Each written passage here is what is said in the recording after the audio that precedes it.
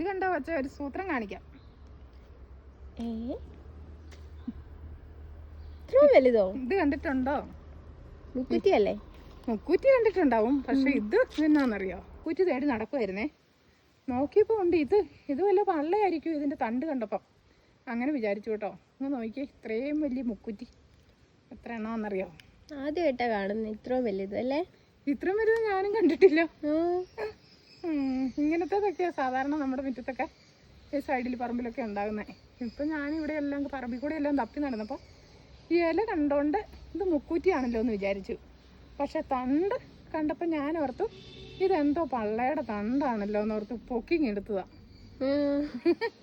കൊള്ളാം. ഇത്രയും വലിയ മുക്കൂറ്റി ഞാൻ കണ്ടിട്ടില്ല കേട്ടോ. ഇതെന്താ പരിപാടി? ഇത് വെച്ച് എണ്ണ കുറച്ച് കാച്ചി വെച്ചില്ലെങ്കിൽ മുക്കൂറ്റി മൊത്തം തീർന്നു പോകും ഇപ്പം തന്നെ വെയിലാകുമ്പോഴേ. അപ്പം നമുക്ക് എണ്ണ കുറച്ച് കൂടുതൽ കാച്ചി വെക്കണം. അപ്പം ഞാൻ മുക്കൂറ്റി പറിച്ചുകൊണ്ടിരിക്കുമായിരുന്നു. അത് ഇത് കണ്ടപ്പം ഞാൻ വിളിച്ചതാണ്. ഇത്രയും വലുത് കണ്ടിട്ടില്ലാത്തത് കൊണ്ട് വിളിച്ചതാണ്. അപ്പം നിങ്ങളുടെ അടുത്തൊക്കെ ഇത്രയും വലിയ മുക്കൂറ്റി ഉണ്ടോ? നിങ്ങളിങ്ങനെ കണ്ടിട്ടുണ്ടോ എന്നൊന്ന് പറയണേ. ഞങ്ങൾ ഇവിടെ സാധാരണ ചെറിയ മുക്കൂറ്റികളാണ്. അപ്പം നിങ്ങളെല്ലാവരും ഇതുപോലെയുള്ള ഇതിന് വല്ല ആനമുക്കൂറ്റി എന്ന് വല്ല പേരുണ്ടോയെന്ന് നമുക്കറിയില്ല. മുക്കൂറ്റി തന്നെയാണ്. അത് വളം കൂടുതലുള്ളിടത്ത് നിന്നതായതുകൊണ്ടായിരിക്കും. കൊക്കോയുടെ സൈഡിൽ നിന്നതാണ്. അപ്പോൾ കൊക്കോയുടെയൊക്കെ വളം ഇവന് കിട്ടിക്കാണുമേ, അതുകൊണ്ടായിരിക്കും.